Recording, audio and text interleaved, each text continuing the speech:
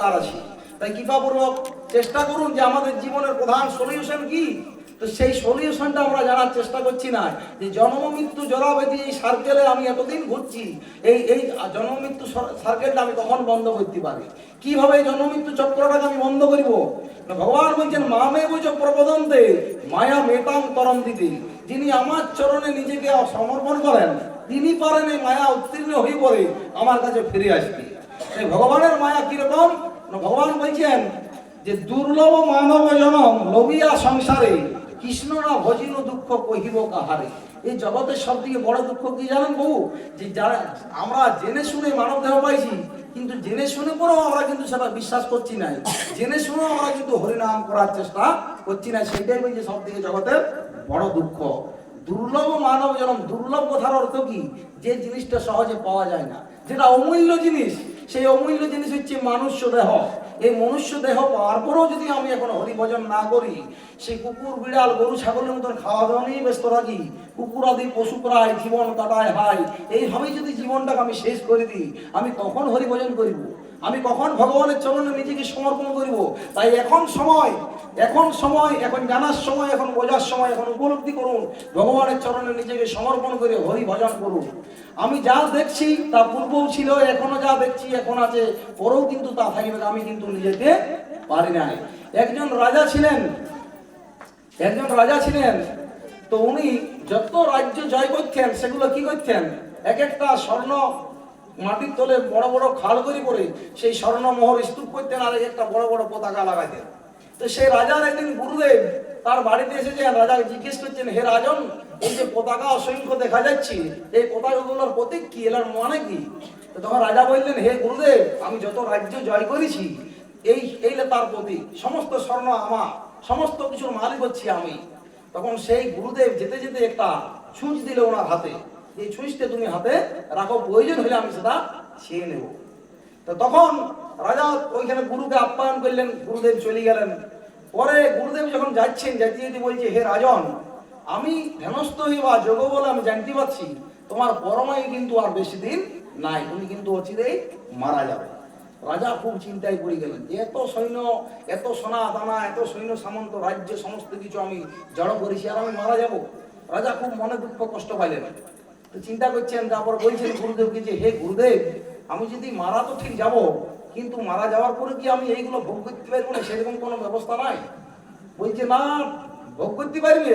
কি রকম ভাবে ভোগ করতে পারবে? না, তুমি স্বর্গে, তুমি যেহেতু রাজা, মারা গেলেও তুমি স্বর্গে যাবো, তোমার অতটা অসুবিধা হবে না, স্বর্গে এর থেকেও বেশি সুখ ভোগ করা যায়। রাজা মনে একটু শান্তি পাইলেন যে হ্যাঁ, মৃত্যুর পর আমি স্বর্গে যাব, স্বর্গে যাই তো ভোগ করতে পারি। তো যখন গুরুদেব চলে যাচ্ছেন, রাজা আবার জিজ্ঞেস করছেন, হে গুরুদেব, স্বর্গে যে আমি যাব, সেখানে তো ঠিকভাবে থাকতে পারবো? তো গুরুদেব বলছে, হে রাজা, তুমি স্বর্গে থাকতে পারো, কিন্তু একটা অসুবিধা আছে। কি অসুবিধা জানো? স্বর্গে অনেক বড় বড় মশা আছে, সেই মশা আপনাকে দংশন করে দিবে। রাজা আবার চিন্তায় পড়ে গেলেন, যে এত সুন্দর সুখ ভোগ করিব, আবার যদি মশাতে কামড়ায়, রাত্রিবেলায় ঘুমোতে না পারে, তাহলে আর বড় দুঃখ কি আছে? তখন গুরুদেব বললেন, তাহলে আর কি কোনো সলিউশন নেই গুরুদেব এই মশার থেকে? গুরুদেব বললেন, হ্যাঁ, সলিউশন আছে, সেখানে একটা মশারও আছে, সেটা টাঙিয়ে তুমি শুভ।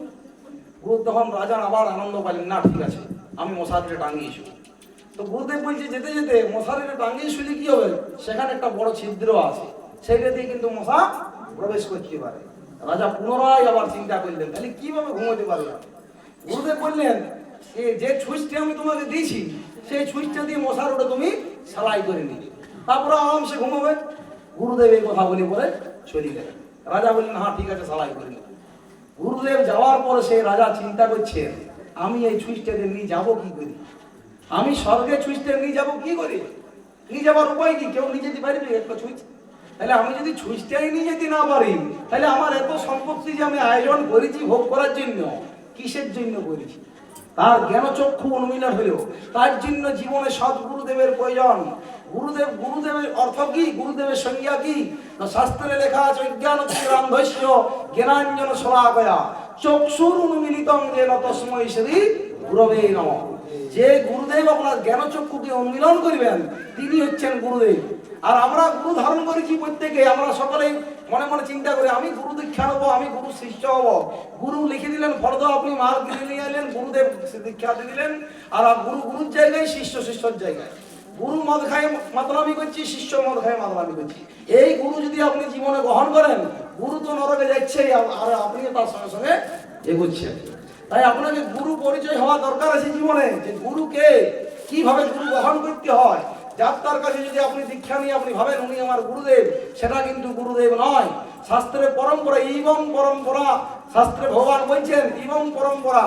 কি রকম না, আমার পরম্পরা ধারায় দ্বারা যুক্ত আছেন তিনারাই হচ্ছেন সদ্গুরুদেব। গুরু পরম্পরা ধারায় কে আছেন না, স্বয়ং ভগবান জ্ঞান দিচ্ছেন বিবস্বান সূর্যদেবকে। সূর্যদেব দিচ্ছেন ইচ্ছাকু, ইচ্ছাকু দিচ্ছেন মনুকে, মনু দিচ্ছেন ধবল, ধবল দিচ্ছেন নারদমুনিকে, নারদমুনির থেকে এইভাবে পরম্পরা ধারায় এসছেন শ্রী চৈতন্য মহাপ্রভু। শ্রী চৈতন্য মহাপ্রভুর ধারায় আবার যারা আছেন, সেই ধারায় যদি আপনি যুক্ত হন, তাহলে আপনি বুঝতে পারবেন সদ্গুরুদেবকে। তাই এই কলিযুগে আমরা বাস করছি, কলিযুগে সবাই কিছু দোষযুক্ত। কলের দোষ নিধিরাজ অনস্তি এক মহান গুণ। কলিযুগে সব কিছু দোষযুক্ত, কিন্তু একটা মহান গুণ আছে। কি গুণ? কীর্তনা দেব কৃষ্ণস্য মুক্ত সঙ্গ পরম ব্রজেত। যদি আপনি কৃষ্ণ ভক্তের সঙ্গ করেন, তাহলে সেই ব্যক্তি আপনাকে পরম ব্রজধাম নিয়ে যেতে পারে। হরি বল। কিন্তু আপনারা তো এত নাম কীর্তন করছেন বা শুনছেন, তাহলে আপনারা কি ব্রজধাম যাবেন নাই? কেন যাবেন নাই? আপনারা তো 3 দিন শুনলেন, আবার পরে হবে আরো শুনবেন, 1 মাস শুনবেন, বিগত 40 বছর শুনেছেন। কেন জানছিস আমরা ভগবত ধাম যাচ্ছি নেই? কেন ভক্ত হচ্ছি নেই? কেন? যদি নাম অপরাধযুক্ত নাম আমরা কানে শ্রবণ করি, সেই নাম দিয়ে প্রভু কোনো কিছু আমাদের উন্নতি হতে পারে না। কিরকম? সর্প উচ্ছিষ্ট পয়। শাস্ত্রে লেখা আছে যে দুধ যেমন অমৃত, দুধ হচ্ছে সুষম খাদ্য, দুধের মধ্যে গুণাগুণ খুব বেশি। সমস্ত জিনিসের মধ্যে